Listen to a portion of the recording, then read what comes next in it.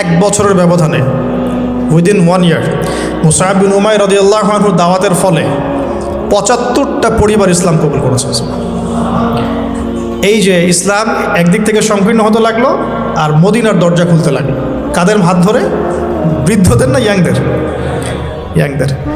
এবার মুসআব বিন উমাইর রাদিয়াল্লাহু আনহু দাওয়াতে যে পরিবার ইসলাম কবুল করেছে তারা এসে নবী সাল্লাল্লাহু আলাইহি ওয়াসাল্লামের কাছে বায়াত করলেন। এবার নবী সাল্লাল্লাহু আলাইহি ওয়াসাল্লামের কাছে হুকুম আসলো, আপনি আবার হিজরত করেন। কোথায়? মদিনায়। এই যে শুরু হলো হিজরত। ওইবার মদিনায় গিয়ে শুরু হলো ইসলামিক হুকুমত। তখন ইসলামিক মানে পলিটিক্যাল ক্ষমতা আমাদের হাতে আসলো। নবী সাল্লাল্লাহু আলাইহি ওয়াসাল্লাম সেখানকার রাষ্ট্রপতি হলেন। মদিনা সনদ তৈরি করা হলো, মসজিদ নববী তৈরি করা হলো, মানে যত রকম রাষ্ট্রীয় ফাংশন সব ওখান থেকে শুরু হলো। এটা হলো ইসলামের পার্ট 2, মানে সিরাতের সেকেন্ড পার্ট। এটাই সবচেয়ে বড় পার্ট, মানে এখানেই সবচেয়ে বড় বড় জিনিসগুলো ঘটেছে।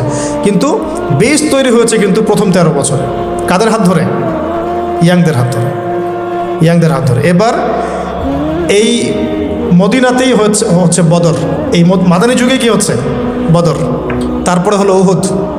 তারপরের বছর হলো কি? খন্দক। তারপরে নবী সাল্লাল্লাহু আলাইহি ওয়াসাল্লাম বললেন যে এবার থেকে ওরা আমাদেরকে আর আক্রমণ করবে না, আমরাই এবার থেকে ইসলামকে নিয়ে এগিয়ে যাবো ইনশাআল্লাহ। এরপর থেকে কুরাইশ আর কখনো আক্রমণ করতে পারে নাই। এরপর নবী সাল্লাল্লাহু আলাইহি ওয়াসাল্লাম বিভিন্ন গাজওয়া সারিয়া একটা একটা করে হতে থাকলো। প্রায় 75 থেকে 80টার মধ্যে হয়েছে। আমরা তো এই অংশটা এখন পুরো মাইনাস করে দিয়েছি ইসলাম থেকে, কাট অফ, একদম শেষ। ভুলেও কেউ এই শব্দ ব্যবহার করে ফেললেই তাকে যে চতুর্দিক থেকে যেমন সমালোচনার, গালিগালাজ আর আক্রমণের শিকার হতে হয়, এটাই তো ইন্ডিকেশন দিচ্ছে যে দাজ্জালের যুগ অলরেডি চলে আসছে। সে তো ইসলামের টোটালিটি বরদাস্ত করবে না আপনার কাছ থেকে। এখন যাই হোক, আল্লাহ রাব্বুল আলামিন এভাবে আস্তে আস্তে আস্তে আস্তে ইসলামকে বিজয় করতে লাগলেন। পররাষ্ট্রনীতি অ্যাপ্লাই হতে লাগলো। মুলকা ফারিসা ওয়া রোম, পারস্য এবং রোমের মতো বড় বড় সাম্রাজ্যের পতন ঘটতে শুরু করল। ইসলাম পৃথিবীর বুকে শক্তিশালী হওয়া শুরু করলো। হুদাইবিয়ার সন্ধি হলো, উমরা কাজা করলেন। তারপরে নবী সাল্লাল্লাহু আলাইহি ওয়াসাল্লাম 10 বছরের সন্ধিতে আসলেন। এই সন্ধির অল্প কিছুদিনের মধ্যেই প্রায় বিনা যুদ্ধে পুরো মক্কাটা আবার বিজয় করা হয়েছে। কোন মক্কা? যে মক্কা থেকে সাহাবীরা রিফিউজি হয়ে অন্য জায়গায় চলে যেতেন, সেই মক্কা হলো আমাদের। কাদের হাত ধরে ভাই? সবচেয়ে বেশি মানে মেজরিটি কারা ছিলেন? ইয়াংরা না বৃদ্ধরা? তাহলে আমি বলতে চাচ্ছি যে একটা বিগ মানে শর্ট সময়ের মধ্যে একটা বড় হিস্ট্রি বলে ফেললাম সিরাতের। আমি বোঝাতে চাচ্ছি যে সমাজ পরিবর্তন একা একা হয়নি, এবং নবী সাল্লাল্লাহু আলাইহি ওয়াসাল্লাম একা একা করেন নাই। কোরআন এবং সুন্নাহ ব্যতীত সমাজ পরিবর্তন হয়নি, এবং ইয়াংদের ভূমিকা ছাড়াও সমাজ পরিবর্তন হয়নি। আর মাত্র 23 বছরে এই ঘটনাগুলো ঘটেছে। মাত্র 23 বছরে যেই মক্কা থেকে আমরা রিফিউজি হয়ে বের হয়ে গেলাম, সেই মক্কায় আমরা বীর দর্পে ফিরে আসলাম। পুরো জায়গাটা আমাদের হলো। সেখান থেকে কি ইসলাম থেমে গেল? রাসূল সাল্লাল্লাহু আলাইহি ওয়াসাল্লামের ইন্তেকালের পরেও ওখান থেকেই আবার আবু বকর সিদ্দিক রাদিয়াল্লাহু আনহু, তার প্রায় 2-2.5 বছর বলা হয়। ওমর ইবনে খাত্তাব, তারপরে প্রায় অলমোস্ট 10 ইয়ার্স বলা হয়। তারপরে উসমান বিন আফফান, তার প্রায় 12 বছর। আলী রাদিয়াল্লাহু আনহুর এরকম আরও কিছু সময়। এরপরে ক্ষমতা চলে গেল উমাইয়াদের হাতে। মুআবিয়া রাদিয়াল্লাহু আনহু, তিনি প্রায় 20 বছর শাসন করেছেন। উমাইয়ারা শাসন করেছে প্রায় 92 ইয়ার্স, প্রায় 92 বছর। তারপরে আব্বাসীয়রা এসেছে, জাব নদীর যুদ্ধ হয়েছে। এই যুদ্ধে আব্বাসী এবং উমাইয়াদের মধ্যে কনফ্লিক্ট হয়েছে। এই কনফ্লিক্টগুলো নিয়ে আমরা পরে কথা বলছি ইনশাআল্লাহ। বলতে চাচ্ছি আব্বাসীয়দের পরেও তুর্কি শাসন, মামলুক শাসন, কর্ডোভা ইসলামিক শাসন, আপনার এদিকে ফাতেমি সাম্রাজ্য, মুঘলদের শাসন, আফগানদের, পৃথিবী এভাবেই চলেছে। প্রায় 1000-1200 বছর পৃথিবীটা এভাবেই চলেছে, যতক্ষণ পর্যন্ত আমরা পশ্চিমা সভ্যতার উত্থান দেখেছি। এরা যখন উত্থান হওয়া শুরু হলো, আস্তে আস্তে এরা সারা ওয়ার্ল্ডটাকে লাস্ট 200-300 বছরে পুরো ডমিনেট করে রেখেছে। এখন আমরা আবার সেই মক্কার জায়গায় চলে আসছি। ভালো করে বোঝেন, আমরা কিন্তু আবার সেই মক্কার জায়গাতে মোটামুটি চলে আসছি। আপনি বলতে পারবেন না, গলা চিপে ধরা হবে। আপনি হাঁটতে পারবেন না, পা ভেঙে দেওয়া হবে। আপনি ভালো করে বোঝেন, আপনি এগুলো করতে পারছেন না, বিকজ আপনি হালাল খেতে পারছেন না, কারণ সুদ আপনাকে খেতে হবে। ব্যাংকিং সিস্টেমে সুদ আছে। আপনি ইসলাম পালন করতে পারবেন, আমার পকেটে তাসবিহ আছে, নেন, আপনি তাসবিহ টিপেন, কোনো সমস্যা নাই। মসজিদে যান, তাসবিহ টিপেন, কোনো প্রবলেম নেই। বাট ইসলামের টোটালিটির কথা আপনি বলতে পারবেন না। ভিতরে চোখ দিয়ে দেখেন আমরা কিন্তু আবার কি একটা জায়গায় চলে আসতেছে বা এসেছি বা আসছি ক্রমবর্ধমান। তাহলে এই জায়গা থেকে আরেকটা উত্থান হবে ইনশাল্লাহ। কারণ শেষ হবে তো উত্থানের পরে। কিয়ামতটা কখন হবে? যখন ইসলাম আবার পৃথিবীতে বিজয়ী হবে এবং বিজয়ী হওয়ার পর মানুষ আবার খারাপ হওয়া শুরু করবে, ওই খারাপ মানুষগুলোর সামনে কিয়ামত হবে। এই দুটো ফেজ বাকি আছে এখন।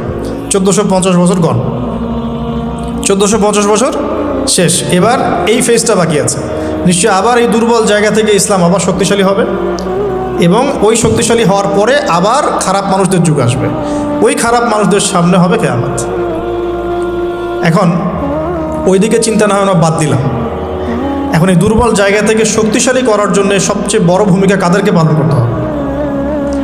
আমরা তো সুন্নত দেখলাম কিভাবে পরিবর্তন হয়েছে। এখন আসেন এই জায়গা থেকে একটু কাটকোটটা কিছু কথা বলে শেষ করি। যে প্রিয় ভাই বা বোনরা হয়তো শুনছেন নাকি? আচ্ছা, লাইফের ডেফিনেশন কি? লাইফের ডেফিনেশন হচ্ছে, আমরা বলি না যে আমরা অণু নিয়ে কথা বলি, পরমাণু নিয়ে কথা বলি না, আমরা গঠন একক নিয়ে কথা বলি, এগুলো তো আমরা পড়েছি মাশাআল্লাহ, পড়ে এই পর্যায়ে এসেছে। এই যে এক একটা দিন, এক একটা রাত, এই যে সেকেন্ড, মিনিট, এগুলো হচ্ছে আমাদের জীবনের গঠন একক, তাই তো? লাইফ মানে এই পুরো ফেজটাকে একত্রিত করে লাইফ। তো এখন আমি যদি প্রশ্ন করি যে আপনাদের এভারেজ এজ কত, তা আপনারা বলবেন হয়তো 20 ইয়ার্স বা 25 এভারেজ। অ্যান্ড আমি যদি বলি আপনাকে যে আমাদের উম্মার গড়ায়ু কত, নবী সাল্লাল্লাহু আলাইহি ওয়াসাল্লাম বলে গেছেন 60 থেকে 65 বছর, 60 থেকে 65। তাহলে আপনার শেষের 5 বছর আপনি বাদ দেন। কথার কথা, কাঠখোট্টা কথা এই জন্য বলছি যে এটা ম্যাথামেটিক্যাল কনক্লুশন, সবার ক্ষেত্রে এটা সেম হবে না, কিন্তু আমরা একটা চিন্তা করছি, মাথায় একটা প্ল্যান করছি। শেষের লাস্ট 5 ইয়ার্স আপনি কাট অফ করেন, ধরেন 60-র মধ্যে এখন 25 আপনার গড় এজ, 25 কাটেন, বাকি আছে কতটুকু বলেন? 35, বাট হ্যাঁ 35 ইয়ার্স আপনার হায়াত বাকি আছে মনে করেন, আমার হায়াত বাকি আছে মনে করেন, কথার কথা, আল্লাহু আ'লাম বিস-সাওয়াব। তা আপনার প্ল্যান কি লাইফকে নিয়ে? কাটকোট থাক, যেটা শব্দটা বললাম একটু এই জন্য বলছি যে এখন আপনার একটা আঘাত লাগতে পারে। 25 ইয়ার্স ফ্রম ইউর লাইফ, এটা গন কেস, শেষ। এই 25 বছর আপনি কি করেছেন? You really what have you done? কী করেছেন আপনি এই 25 বছরে? সত্যি সত্যি কি 25 পারা কোরআন পড়েছিলেন কি? 25 বার কোরআন দেখেছেন কি চোখ দিয়ে? 25 বার নামাজের জন্য মসজিদে গিয়েছেন কি? জাস্ট আস্ক ইউরসেলফ, মানে এই কথাগুলো আপনি আপনাকে আজকে রাত্রে জিজ্ঞাসা করবেন। আপনি 25 বছরে সম রেখেছেন কয়টা? ধরেন ফরজ হয়েছে বুঝলাম 10 বছরের পরে, 15 বছর হিসাব করেন, তাহলে 15 বছর কয়টা বই পড়েছেন? কতদিন পড়েছেন? কয় ওয়াক্ত নামাজ পড়েছেন? কত টাকা সাদাকা করেছেন? দিনের জন্যে কি করেছেন যেটা করলে ওই যে দুর্বল জায়গা থেকে দিনটা আবার শক্তিশালী হতো? কারণ একা তো হয়নি, সামগ্রিকভাবে হয়েছে।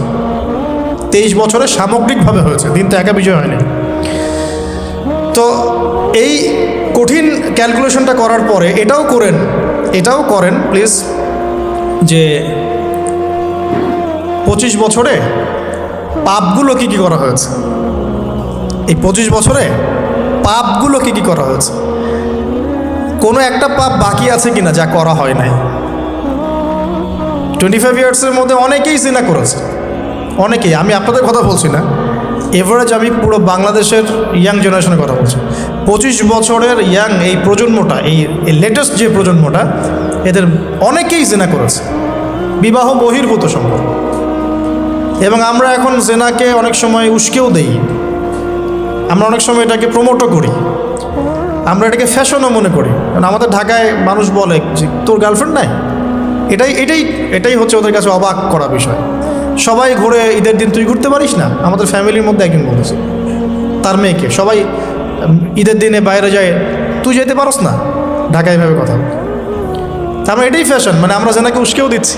তার মানে 25 বছর আমরা অনেকে জেনাও করেছি। মাদকের সাথে সম্পৃক্ত কত পার্সেন্ট ইয়াং জেনারেশনে আমাদের দেশে? ক্যালকুলেট করেন, আপনি গুগল করেন, দেখেন কত পার্সেন্ট আমাদের দেশে মাদক সেবন করে। ইভেন এখন কিশোর গ্যাং বের হয়েছে, কিশোর গ্যাংয়ে অনেক যুবকরা যায়, অনেকে রাস্তাঘাটে মারামারি করে, অনেকে পলিটিক্যাল দলাদলির মধ্যেও আছেন অনেকেই, এবং এখানে ভাই রক্ত ঝরাই আমরা। উভয় মুসলিম, কিন্তু উভয় মুসলিম, জুমার দিন একসাথে নামাজ পড়ে। তাহলে এটা কোন দর্শন যেটা আমার ভাইকে শত্রু বানিয়ে দিল, আর পশ্চিমারা গাছের আড়ালে বসে বসে হাসছে? কারণ এই দর্শনগুলো তো ওরাই দিয়েছে। তো 25 বছরের পাপগুলো একটু ক্যালকুলেট করি। প্রিয় দিনী বোন, একটু হিসাব করবেন যে 25 বছর আপনি কতদিন পর্দা করেছেন, কত 25,000 মানুষ আপনার চেহারা দেখেছে কিনা। এই 25 বছরে কত হাজার মানুষ আপনার চেহারা দেখেছে। আর ছেলেরা আপনাকে দেখলে কখনো চেহারা স্রোত দেখেন? বেগানা নারীর দিকে একটা ছেলে যখন তাকায় এবং সেক্সুয়াল ডিজায়ার নিয়ে তাকায়, তখন সে চোখ দিয়ে তাকে রেপ করে। ভেরি সরি টু সে যে আপনি প্রচুর চোখ দিয়ে রেপড হয়েছেন প্রিয় দিনী বোন। অনেকেই আপনাকে চোখ দিয়ে রেপ করেছে, আপনি বুঝতেই পারেন নাই। তো এই 25 ইয়ার্স আমরা অনেক কিছুই করেছি, অনেক কিছুই করি নাই। এখন একটু আজকে সাদা একটা কাগজ নিয়ে আমরা একটা হিসাব করব যে আমরা 25 বছরে কী কী করেছি, কী কী করি নাই, কী কী পাপ করেছি, কী কী করি নাই, কী কী পুণ্য করেছি, কী কী করি নাই। আমি আগে মনে করতাম যে একটা খালেস তওবা ইনশাআল্লাহ আল্লাহ পাক সব মাফ করে দিবেন। আসলে আল্লাহ পাক মাফ করেই দিবেন, কিন্তু ভিতর থেকে স্যাটিসফাই হতে পারবেন না আপনি। এখন যদি আপনি এখান থেকে আমার এই লেকচারটা শুনে আল্লাহর ওলি হয়ে যান এবং আপনি বড় মুহাদ্দিস, মুফতি, দিনের বড় দায়ী ইলাল্লাহ, বড় পলিটিশিয়ান, বড় ইঞ্জিনিয়ার, মানে যারা ওয়ার্ল্ডকে ইসলাম স্ট্যাবলিশমেন্টের দিকে নেতৃত্ব দিচ্ছেন, এমনও মানুষ যদি আপনি হয়ে যান, আপনি এই 25 বছরের ঋণটা শোধ করতে পারবেন না।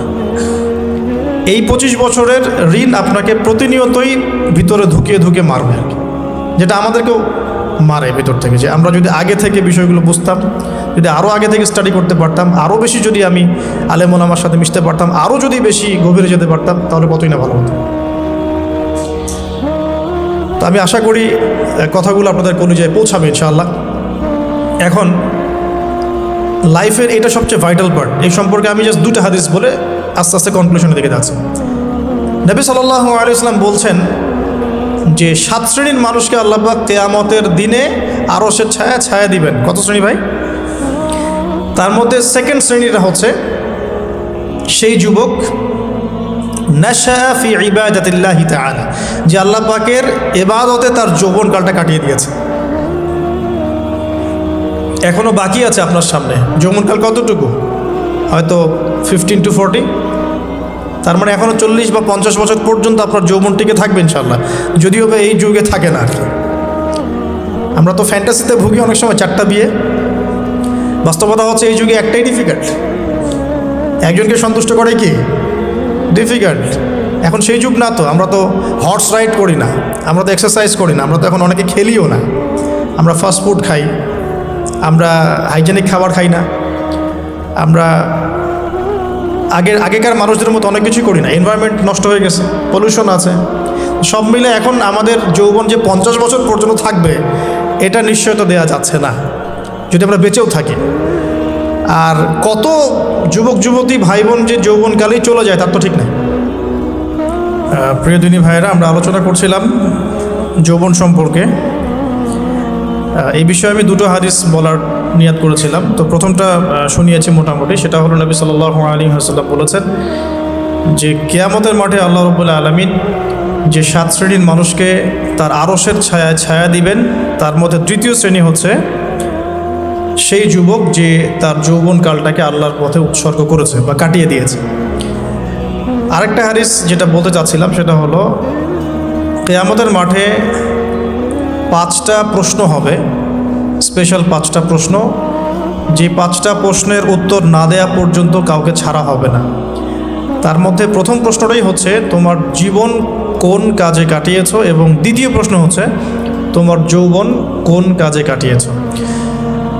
সো আমি বলছিলাম আপনাদেরকে যে যৌবনকালটাকে যদি আমরা আল্লাহর পথে কাটাতে পারি, ইনশাআল্লাহ তাআলা আমাদের এই যে উদ্দেশ্যটা যে নিজেরা দিন পালন করব, নিজের পরিবারের মধ্যে প্রতিষ্ঠা করব, আমাদের সমাজে দিন ইসলামের দাওয়াতে কাজ করব, যেখানেই থাকি সৎ থাকব, একদিন ইনশাআল্লাহ দিন আবার বিজয়ী হবে, এই যে স্বপ্নগুলো, এগুলো বাস্তবায়িত হবে ইনশাআল্লাহ তখনই যখন আমরা নিজেরা পরিবর্তিত হয়ে সমাজের জন্য ভালো কিছু বয়ে নিয়ে আসবো ইনশাআল্লাহ। তো আমি জাস্ট কয়েকটা পয়েন্ট আপনাদের সাথে একটু শেয়ার করে শেষ করে দিব। যে এখন থেকে কিভাবে আপনারা বা আমরা আমাদের যৌবনটাকে আল্লাহর পথে কাটাতে পারি। প্রথম যে পয়েন্টটা আমি লিখে নিয়ে এসেছি সেটা হলো, আমি একটু বলেওছিলাম যে আমাদের নিজস্ব খসড়া একটা আমলনামা তৈরি করতে হবে আর কি। আজকে আমরা সেটা করতে পারি বাসায় গিয়ে, যে আমরা যদি আমাদের গড় আয়ু হয় 60 বছর, তাহলে আমরা এখন কতটুকু সময় পেতে পারি, আর এই সময়টুকুর মধ্যে আমাদের টার্গেট কি, আমরা আসলে কী চাচ্ছি, কী অ্যাচিভ করতে চাই। যা চলে গেছে এই সময়টুকুর মধ্যে আমরা কিভাবে আল্লাহর রহমত পাবো, ক্ষমা পাবো কিভাবে। যা চলে গেছে এর মধ্যে অনেক নামাজ কাজা থাকতে পারে, নামাজ কাজা থাকতে পারে, রোজা কাজা থাকতে পারে। অনেক সময় এমন হতে পারে যে আমরা অন্যের হকও নষ্ট করেছি। প্রথম যে কাজটা করা উচিত সেটা হলো খালেস তওবা। 1 নাম্বার তাহলে আমরা বলতে পারি, যদি আমরা এখন সংকটগুলো চিহ্নিত করে সমাধানের পথে হাঁটতে চাই, তাহলে আমাদের যৌবনটা আল্লাহর পথে উৎসর্গ করা ছাড়া কোনো অপশন নাই। উৎসর্গ বলতে আমি বোঝাচ্ছি কাটিয়ে দেয়া, আল্লাহর ইবাদত করে কাটিয়ে দেওয়ার কোনো বিকল্প নাই। তার জন্য প্রথমত আমাদের নিজেদের জীবনের কৃতকর্মগুলোর হিসাব নিকাশ মেলাতে হবে, 1 নাম্বার। আর 2 নাম্বার হচ্ছে বিশুদ্ধ তওবা করে আল্লাহর পথে ফিরে আসতে হবে। বিশুদ্ধ তওবা কিভাবে করব এটা আমরা অনেকে বুঝি না। অনেকে মনে করি যে মুখ দিয়ে জাস্ট আস্তাগফিরুল্লাহ বললেই হয়তো তওবা হয়ে যায়। বিষয়টা এমন নয়। বিশুদ্ধ তওবা হচ্ছে আপনি আল্লাহর দিকে পরিপূর্ণ অভিমুখী হবেন, রুজু করবেন, এর নাম হলো বিশুদ্ধ তওবা। যে পাপগুলো করেছি এগুলোর জন্য ক্ষমা চাওয়া, এই পাপগুলো কোনোদিন করব না এরকম প্রত্যয় ব্যক্ত করা, আর যদি অন্যের সাথে সম্পৃক্ত কোনো হক থেকে থাকে সেটা ফেরত দেওয়া। তো আমরা আজকে গিয়ে সুন্দর করে ওযু করে 2 রাকাত নামাজ পড়তে পারি। 2 রাকাত নামাজ পড়ে আমরা আল্লাহকে বলতে পারি যে আস্তাগফিরুল্লাহাল্লাযী লা ইলাহা ইল্লা হুয়াল হাইয়ুল কাইয়্যুম ওয়া আতুবু ইলাইহি। আল্লাহ, আমি আমার জীবনের এই যে একটা বড় সময় তোমার থেকে দূরে ছিলাম, নামাজ কাজা হয়েছে, রোজা কাজা হয়ে গেছে, চোখের হেফাজত হয় নাই, জিনা হয়ে গেছে নাউজুবিল্লাহ, মাদকের সাথে সম্পৃক্ত ছিলাম নাউজুবিল্লাহ, আমরা মিউজিক্যাল ইনস্ট্রুমেন্ট প্লে করেছি, ইত্যাদি ইত্যাদি। এগুলো থেকে আল্লাহ আমরা আজকে তোমার কাছে তওবা করছি, ক্ষমা চাচ্ছি, এবং আগামী দিনগুলোতে তোমার হুকুম আহকাম মেনে চলার তৌফিক চাচ্ছি। 2টো জিনিস খুব প্রয়োজন, একটা হলো তৌফিক, একটা হলো দোয়া। আপনার প্রচেষ্টা আল্লাহর কাছে দোয়া করতে থাকা এবং আল্লাহর কাছে তৌফিক কামনা করতে থাকা। আল্লাহ পাক যাকে ইচ্ছা তাকে তৌফিক দিয়ে থাকেন। আল্লাহ রাব্বুল আলামিন যাকে ইচ্ছা তাকে তৌফিক দিয়ে থাকেন। যে আল্লাহর কাছে যত বেশি চাইবে আল্লাহ পাক তত বেশি দিবেন ইনশাআল্লাহ। তো এই জন্য চেয়ে নিতে হবে, প্রথমত চেয়ে নেবেন যে আল্লাহ আপনি আমাকে তৌফিক দিন, যাতে করে আমি আমার পুরো জীবনটাকে আপনার ইবাদতে কাটাতে পারি, আরও সে ছায়া পেতে পারি। আল্লাহ কবুল করুন, আমিন। এখন ইস্তেগফার করার পর যার যার হক তাকে তাকে ফিরিয়ে দেওয়া উচিত। যদি আপনি বা আমি, আল্লাহ না করুক, কারো হক নষ্ট করে থাকি, সেটা ফিরিয়ে দিতে হবে। এই হক নষ্ট ফিরিয়ে দেওয়ার মানে এটা নয় যে গার্লফ্রেন্ডকে কথা দিয়েছিলেন বিয়ে করবেন, সেখান থেকে ফিরে আসা যাবে না। ব্যাপারটা কিন্তু এমন নয় আর কি। এরকমও প্রশ্ন আমাদের কাছে অনেকে করেছেন যে আমি তো আমার গার্লফ্রেন্ডকে কথা দিয়েছিলাম যে আমি তোমাকে ছাড়া আর কাউকে বিয়ে করব, তো এখন কি আমি ফিরে আসলে, তওবা করে ফিরে আসলে কি এর জন্য আল্লাহ আমাকে ধরবেন কি? মনে রাখবেন, শয়তান হচ্ছে এই পৃথিবীর সবচাইতে ইন্টেলেকচুয়াল প্রাণী। সিরিয়াসলি, ও যে এত বেশি স্মার্ট যেটা আমাদের চিন্তার বাইরে। যখন শয়তান সরাসরি মানুষকে পথভ্রষ্ট করতে ব্যর্থ হয়, তখন কিছু নেক্সট সুরত ধারণ করে। দিনী ভাই দিনী বোন, এটা নেক্সট সুরত, ঠিক আছে। তারপরে দাড়ি টুপিওয়ালা মানুষের মধ্যে এটা ঢুকিয়ে দেওয়া যে আমি তো অনেক আবেদ মানুষ, পরহেজগার, ওরা তো ককরোচ। দেখবেন বেশি না, 1 মাস যদি কেউ নামাজ পড়ে, 1 মাসে 10টা বই পড়াশোনা করে, ইসলাম সম্পর্কে একটু ঘাটাঘাটি করা শুরু করে, অন্যদের সাথে কথা বলার ক্ষেত্রে তার যে বডি ল্যাঙ্গুয়েজ, এটা খেয়াল করবেন। শয়তান কিন্তু অনেক স্মার্ট, এভাবে শয়তান অনেকভাবে মানুষকে প্রতারিত করতে পারে। সো শয়তানের নেক্সট স্রোতে ধোকায় পা দিবেন না। আল্লাহ পাক আমাদের সবাইকে হেফাজত করুন, আমিন। খুব ভালো একটা কাজ করছি মনে করেন, একটা বড় প্রজেক্ট করছি সারা বাংলাদেশ ব্যাপী, একটু মনের মধ্যে ঢুকিয়ে দিল যে মানুষ তো দেখুক, মানুষ ভালো বলুক, যথেষ্ট আমল ধ্বংস হওয়ার জন্য। এতটুকু যথেষ্ট আমল ধ্বংস হয়ে যাওয়ার জন্য। আল্লাহ মাফ করুক আমাদেরকে। তো প্রথমে প্রিয় ভাই তওবা করে ফিরে আসা, যার যার হক তাকে তাকে ফেরত দিয়ে দেওয়া। এরপরের সবচাইতে ইম্পর্ট্যান্ট জায়গাটাই হচ্ছে ইলম অর্জন করা। যেখানে আছেন সেখানেই থাকবেন, মানে যে যে প্রতিষ্ঠানে যে সাবজেক্টে পড়ছেন, এখন আপনাদের প্রায় জীবনের 20টা বছর চলে গেছে। এখন সবার পক্ষে আবার ইউটার্ন করে জিরো থেকে স্টার্ট করা পসিবল না, এবং এটা বুদ্ধিমানের কাজও হবে না। এটা বুদ্ধিমানের কাজও হবে না। ওই সেকশনে যারা আছেন তাদের সংখ্যা কিন্তু প্রচুর, যারা দিনই লাইনে পড়াশোনা করছেন, ঠিক আছে। আল্লাহ চাইলে তাদের মধ্য থেকেই ইনশাআল্লাহ এমন অনেক বড় বড় মুফতি, মুহাদ্দিস, ইমাম তৈরি হবেন যারা ধর্মীয় অঙ্গনে নেতৃত্ব দিবেন। আর যদি দেখা যায় তারা তাদের দায়িত্ব পালন না করেন, তখন আল্লাহ পাক জেনারেল থেকে মানুষ উঠায় নিয়ে আসবেন। এটা আল্লাহ পাকের কৌশল, আল্লাহ পাক করতে পারেন। এখন আপনি কি করবেন? যেহেতু আপনারা 20-25 বছর পার করে আসছেন, যে সাবজেক্টে পড়ছেন কন্টিনিউ করতে থাকবেন।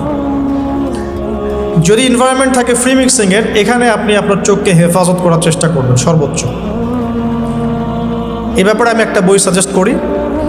এই বইটা পড়লে ইনশাআল্লাহ আপনার অন্তরের মধ্যে এই বিষয়গুলো কমে আসবে ইনশাআল্লাহ। সেটা হলো তাজকিয়া, ও আরেক নামে এসেছে, সেটা হলো তাসাউফ ও আত্মশুদ্ধি।